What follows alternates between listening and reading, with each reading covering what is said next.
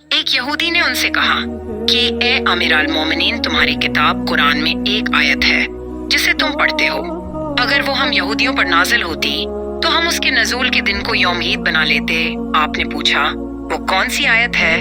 اس نے جواب دیا سورۃ مائدہ کی یہ آیت کہ آج میں نے تمہارے دین کو مکمل کر دیا اور اپنی نعمت تم پر تمام کر دی اور تمہارے لیے دین اسلام پسند کیا۔ حضرت عمر رضی اللہ عنہ نے فرمایا کہ ہم اس دن اور اس مقام کو خوب جانتے ہیں جب یہ آیت رسول اللہ پر نازل ہوئی۔ اس وقت آپ عرفات میں جمع کے دن کھڑے ہوئے تھے۔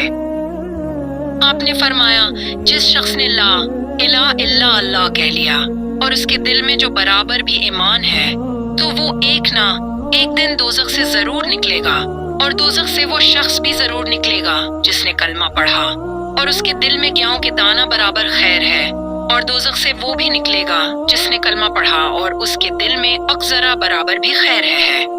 حضرت امام ابو عبداللہ بخاری رحمہ اللہ فرماتے ہیں کہ ابان نے بروایت قتادہ بواسطہ حضرت انس رضی اللہ عنہ رسول اللہ سے خیر کی جگہ ایمان کا لفظ نقل کیا ہے۔ نجد والوں میں سے ایک شخص آن حضرت کے پاس آیا، سر پریشان یعنی بال بکھرے ہوئے تھے۔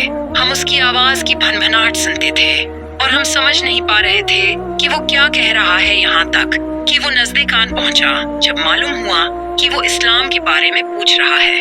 آن حضرت نے فرمایا کہ اسلام دن رات میں 5 نمازیں پڑھنا ہے۔ اس نے کہا بس اس کے سوا تو اور کوئی نماز مجھ پر نہیں؟ آپ نے فرمایا نہیں، مگر تو نفل پڑھے تو اور بات ہے۔